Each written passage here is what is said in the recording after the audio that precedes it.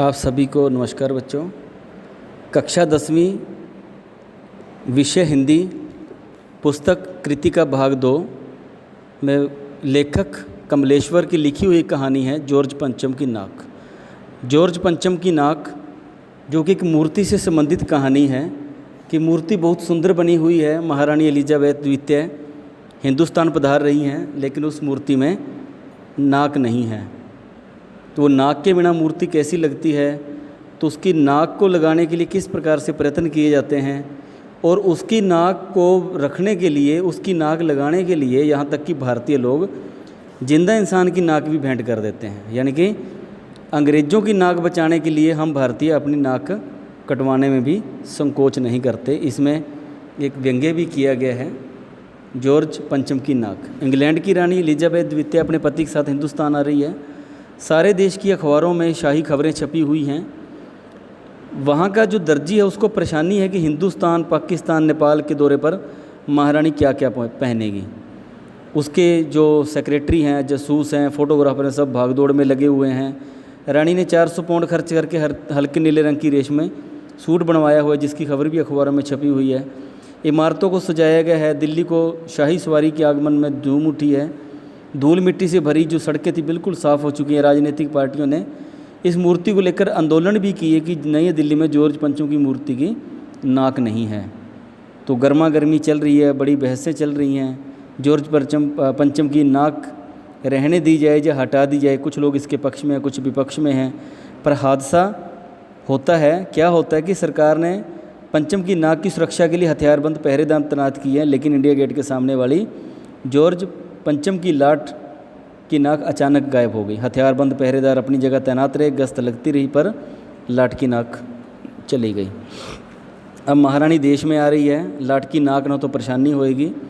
Meeting में उपस्थित सभी इस बात से सहमत है कि लाट की नाक तो होनी ही चाहिए। यदि वह नाक ना लगाई तो देश की नाक कटेगी। सलाह मशवरे किए गए, मूर्तिकारों से मूर्ति की नाक बनवाई गई, लेकिन वो कोई भी सेट नहीं बैठ रही थी। पुरातत्व विभाग से जानकारी मांगी गई कि किस पत्थर की बनी हुई है। तो मूर्तिकार ने सुझाव दिया कि देश के हर पहाड़ पर जाएगा और पत्थर को ढूंढ कर लाएगा। हुकामों से इजाज़त भी मिल गई, लेकिन मूर्तिकार हिंदुस्तान के सभी पहाड़ी क्षेत्रों में जाया आया। पत्थरों की खानों की दौर निकल गया, पर उसके खाली हाथ ही लौटना पड़ा। वैसा पत्थर नहीं मिला जो उसको चाहिए था। पता लगा कि यह तो एक विदेशी पत्थर है। मूर्तिकार ने सुझाव दिया कि नेताओं को अपनी मूर्ति, देश में अनेक नेताओं की मूर्ति लगी है, वहाँ से किसी की मूर्ति में से नाक वहाँ से हटाकर यहाँ लगा दी है। लेकिन सभापति ने सभा में उपस्थित सभी लोगों की सहमति से ऐसा करने की आज्ञा दे दी। पूरे सावधान रहने की भी खबर दी कि अखबार वालों तक ये बात ना पहुँचे। मूर्तिकार ने फिर देश भर का दौरा किया। जॉर्ज पंचम की खोई हुई नाक का नाप उसके पास था। दादा भाई नौरोजी, गोखले, तिलक, शिवाजी, कोबस जी, जहांगीर, गांधी जी, पटेल जी, महादेव देसाई, गुरुदेव रविंद्रनाथ टैगोर, सुभाष चंद्र बोस, राजा राम मोहन राय, चंद्रशेखर आज़ाद, बिस्मिल, मोतीलाल नेहरू, मदन मोहन मालवीय, सत्यमूर्ति, लाला लाजपत राय, भगत सिंह आदि की मूर्तियों को बड़ी भांति से देखा गया। सभी के नाक की नाप ली, पर सब की नाक जॉर्ज पंचम की नाक से बड़ी थी। इस पर वो फिट नहीं बैठ रही थी। तो इससे हुक्म में और भी ज़्यादा खलबली मच गई कि जॉर्ज की नाक ना लग पाई तो रानी के स्वागत का कोई मतलब ही नहीं रह जाता, क्योंकि नाक तो कट जाएगी। मूर्तिकार ने सुझाव दिया कि एक ऐसा सुझाव दिया कि जिसका पता किसी को नहीं लगना चाहिए था। देश की 40 करोड़ जनता में से किसी की जिंदा नाक काटकर मूर्ति पर लगा देनी चाहिए। सभापति सुनकर परेशान हुआ, पर उसको इजाज़त दे दी।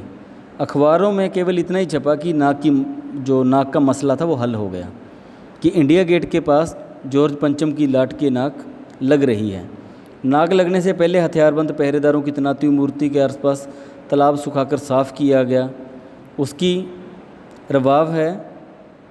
रवाब निकाली गई, ताज़ा पानी उसमें डाला गया ताकि लगाई गई नाक को वो जो है गिल्ली रहे, सूख ना जाए वो। अब वह दिन आ गया, अखबारों में छप गया कि जॉर्ज पंचम की जिंदा नाक लगाई गई है, जो बिल्कुल पत्थर की लगती ही नहीं। उस दिन अखबारों में भी किसी प्रकार का उल्लास उत्साह से भरी खबर नहीं छपी। किसी का कोई ताज़ा चित्र नहीं छपा। ऐसा लगता था जैसे जॉर्ज पंचम की जिंदा नाक लगाने से सारे देशवासियों की नाक कट गई हो। जिस देशवासियों ने हमारे देश को इतने लंबे से गुलाम बनाकर रखा था, उसकी नाक के लिए हम लोगों ने अपनी नाक को भी कटवा दिया। इसके कुछ पाठ्य पुस्तक के प्रश्न उत्तर हैं। पहला प्रश्न है, सरकारी तंत्र में जॉर्ज पंचम की नाक लगाने को लेकर जो चिंता और बदहासी दिखाई देती है उसकी मानसिकता क्या दर्शाती है? हमारा देश पिछले अनेक वर्षों से स्वतंत्र हो चुका है, पर यहाँ तक भी मानसिक गुलामी आज भी हमारे अंदर विद्यमान है। सरकारी तंत्र अपने देश की मान मर्यादा रखने के लिए विदेशियों को चलवे चाटने की इच्छा रखते हैं, जिन्होंने लंबे समय तक की देशवासियों को पैरों तले कुचल दिया, परेशान किया, देशभक्तों पर जुल्म किए, लेकिन फिर भी ये चिंता है कि उनकी पत्थर की मूर्ति की नाक को कैसे बचाया जाए। गुलामी की मानसिकता आज भी वहाँ पर दिखती है। इससे सरकारी तंत्र की अदूरदर्शिता, संकुचित सोच, जनता के पैसे का अपव्यय के साथ साथ अखबारों में छपने की तीव्र इच्छा भी प्रकट होती है। प्रश्न 2 है, रानी एलिजाबेथ के दर्जी की परेशानी क्या थी?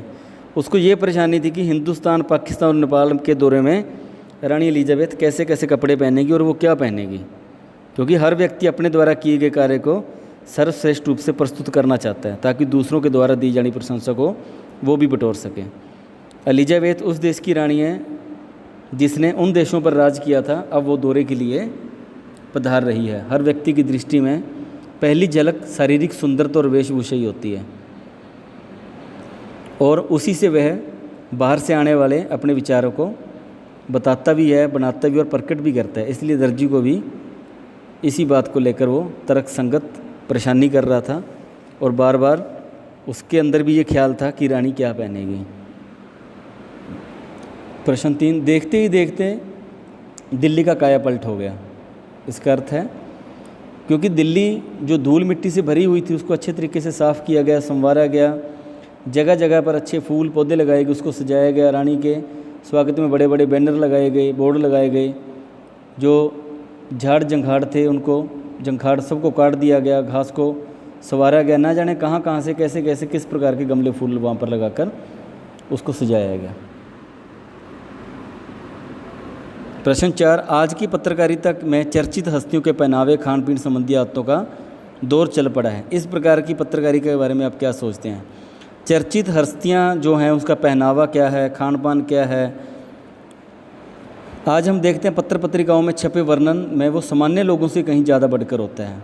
शाब्दिक झलक भी पा सकते हैं उसके अंदर, हम झलक देखते हैं उसकी, जिनके बारे में ना जाने क्या क्या सोचते हैं, जिस जीवन को वो जी नहीं सकते, निकट से देख नहीं सकते, शब्दों और तस्वीरों के माध्यम से उसकी जीवन शैली का हम एहसास कर लेते हैं। इस प्रकार पत्रकारिता में कुछ भी अनुचित नहीं है। पत्रकारिता का उद्देश्य पत्रों के माध्यम से वे वही अपना काम पूरा करते हैं। ख भाग है, इस तरह की पत्रकारिता आम जनता विशेषकर युवा पीढ़ी पर क्या असर डालती है? इस तरह की पत्रकारिता आम जनता के ऊपर केवल चर्चित हस्तियों के बारे में सतही जानकारी प्राप्त नहीं करती, बल्कि उन्हें आगे बढ़ने के लिए प्रेरित भी करती है, जीवन सत्र से प्रभावित होकर वैसा करने का प्रयास भी करती जैसा वे करते हैं। कभी कभी ऐसा होता है कि युवा गलत मार्ग की ओर प्रवृत्त हो सकते हैं। अधिक धन ना होने के कारण अनुचित तरीके से वो धन प्राप्त करने की चेष्टा भी करते हैं और अपराध के मार्ग की तरफ भी बढ़ जाते हैं, क्योंकि उन जैसी शानो शौकत वो अपने आप में ढूंढने की कोशिश करते हैं। प्रश्न 5, जॉर्ज पंचम की लाट की नाक को पुनः लगाने के लिए मूर्तिकार ने क्या क्या यत्न किए? जैसे कि हमने देखा बहुत यत्न किए, पुरातत्व विभाग से जानने की कोशिश की, पत्थरों को ढूंढने की कोशिश की, पहाड़ों पर गए लेकिन कहीं से वो नाक नहीं मिलती। उसने इंडिया गेट के उस तालाब को सुखाकर फिर साफ़ किया, उसकी रबाब निकलवाई और उसमें ताज़ा पानी भरवाया ताकि जिंदा नाक लगाने के बाद कहीं सूख ना जाए। बहुत प्रयत्न किए उन्होंने। प्रश्न 6 है, इस कहानी में जो मौजूदा व्यवस्था पर एक करारी चोट है। उदाहरण के लिए फाइलें सब कुछ हजम कर जाती हैं, ये एक हुकामों के लिए दूसरे की तरफ धक्का। इसका कथन क्या है? इसमें ये बताने की कोशिश की जैसे कि शंख इंग्लैंड में बज रहा था, गूंज हिंदुस्तान से आ रही थी। देखते ही देखते नई दिल्ली की काया पलट होने लगी। अगर यह नाक नहीं है तो हमारी भी नाक नहीं रहेगी। दिमाग खरोंच यह तय किया गया कि हर हालत में नाक का होना बहुत ज़रूरी, जैसा भी हो यह होना ही चाहिए। इस मेहनत का फल हमें मिलेगा, आने वाला ज़माना खुशहाल होगा। लानत है आपकी अकल पर, विदेशों की सारी चीज़ें अब हम अपना चुके हैं लेकिन बड़ी होशियारी से। प्रश्न 7 है, नाक जो है मान सम्मान व प्रतिष्ठा का प्रतीक है। इसके एक व्यंग्य जो है वो उभर कर सामने आया है, उसके बारे में बताना है कि वास्तव में नाक जो है वो मान सम्मान और प्रतिष्ठा का प्रतीक है। रानी एलिजाबेथ का 400 पाउंड का हल्का नीला सूट उसकी नाक अर्थात सम्मान और प्रतिष्ठा का प्रतीक है। दर्जी को चिंता है कि दर्जी की प्रतिष्ठा को चिंता उसकी नाक की प्रतिष्ठा को प्रकट करती है, कहीं सिली सिलाई उसकी सिलाई कढ़ाई रानी के सत्र में कहीं कुछ कम न रह जाए। अखबारों की नाक की प्रतिष्ठा इस बात में छिपी है कि कहीं खबर कुछ छपने से न रह जाए। रानी के इंग्लैंड में रहने वाले कुत्तों की भी फ़ोटो समेत खबर हिंदुस्तान में जनता के अखबारों में दिख जानी चाहिए, ताकि पता लगे उसका रहन सहन क्या है, उसका हाव भाव क्या है, उसके कुत्ते हैं वो भी कैसे हैं। सरकार की नाक तभी ऊंची रह सकती है जब सदा धूल मिट्टी से भरी रहने वाली दिल्ली की टूटी फूटी सड़कें उनको सजा दिया गया, जगमगा दिया गया। उन्होंने एक बार निर्णय किया कि मूर्ति की नाक नहीं रहनी चाहिए। अगर नाक नहीं रहेगी तो हमारी नाक भी कैसी रहेगी। बड़े बड़े नेताओं की मूर्तियों की नाक हटाने की कोशिश की गई और इस पे लगा दिए जाएं, लेकिन वो उसके ऊपर सेट नहीं बैठे। वास्तव में इसमें लेखक ने कहा कि अगर हम कोई अच्छा काम करते हैं तो हम ये कहते हैं कि हमारी नाक बच गई। नाक जो है एक मान सम्मान और प्रतिष्ठा का प्रतीक है। लेखक ने अपने व्यंग्य रचना में नाक को सम्मान और प्रतिष्ठा का प्रतीक मानकर अपनी बात को स्पष्ट किया है कि सभी हम अपने अहम को ऊंचे स्थान पर प्रतिष्ठित करना चाहते हैं, इसी से उसके नाक की ऊंचाई बनी रह सकती है। प्रश्न 8 है, जॉर्ज पंचम की लाट पर किसी भी भारतीय नेता, यहाँ तक कि किसी भारतीय बच्चे की नाक फिट न होने की बात लेखक किसकी ओर संकेत करना चाहता है।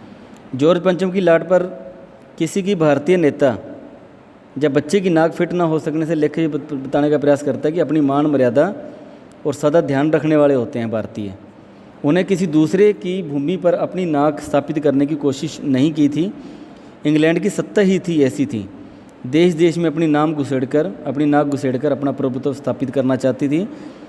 इससे उनकी प्रतिष्ठा नहीं बढ़ी थी, चाहे राजनीतिक लाभ उन्हें प्राप्त हुए थे। भारतीय बच्चे भी देश के लिए मर मिटने को तैयार हैं, देश की स्वतंत्रता चाहते हैं ताकि उनकी नाक ऊंची और विदेशी सत्ता की नाक हमेशा नीची रहे। प्रश्न 9, अखबारों ने जिंदा नाक लगाने की खबर को किस तरह से प्रस्तुत किया। बस यही लिखा कि नाक का मसला हल हो गया और राजपथ पर इंडिया गेट के सामने जॉर्ज पंचम की लाट के नाक लग रही है। प्रश्न 10 है, नई दिल्ली में सब था सिर्फ नाक नहीं थी। कब लेखक क्या कहना चाहता है इसमें, कहता है कि स्वतंत्रता के बाद नई दिल्ली में सब कुछ था, केवल जॉर्ज पंचम का अभिमान और मान मर्यादा की प्रतीक उनकी ऊंची नाक नहीं थी। अंग्रेजी राज में उनकी यहाँ तुत्ती बोलती थी, उन्हीं का देश चलता था। अब इंडिया गेट के निकट उसकी लगी मूर्ति की नाक भी नहीं बची। प्रश्न 11 है इसका अंतिम, जॉर्ज पंचम की नाक लगने वाली खबर के दिन अखबार चुप क्यों थे। मूर्तिकार ने जॉर्ज पंचम की 40 करोड़ भारतीयों में से किसी एक की जिंदा नाक लगाने का जिम्मा लिया था। अखबारों में छप गया था कि जिंदा नाक लगा दी गई। इस कृत्य से भारतवासियों को ऐसा लगा जैसे उनकी नाक कट गई हो। सबका घोर अपमान हुआ। आज़ाद देश के लिए उस व्यक्ति की मूर्ति को जिंदा नाक लगाई गई जिसने सारे देश को गुलामी की बेड़ियों में जकड़ कर रखा था। अपमानजनक घटना के बाद सारे अखबार चुप थे और इस अपमान से पीड़ित होने के कारण उनके पास कहने के लिए कुछ शेष नहीं बचा। एक ऐसा इंसान जिसकी मूर्ति लगी हुई है, जिन्होंने हमारे देश को गुलाम बनाकर रखा, गुलामी की बेड़ियों में रखा, अब जब भारत आज़ाद हो चुका है तो वहाँ की महारानी को खुश करने के लिए जॉर्ज पंचम की नाक लगाने के लिए एक जिंदा व्यक्ति की नाक को वहाँ लगा दिया जाता है। असल में उसकी नाक लगाई नहीं गई, असल में ये भारतीयों की नाक कटवा दी गई थी। इसके ऊपर एक व्यंग्य किया है कवि लेखक जी ने। धन्यवाद।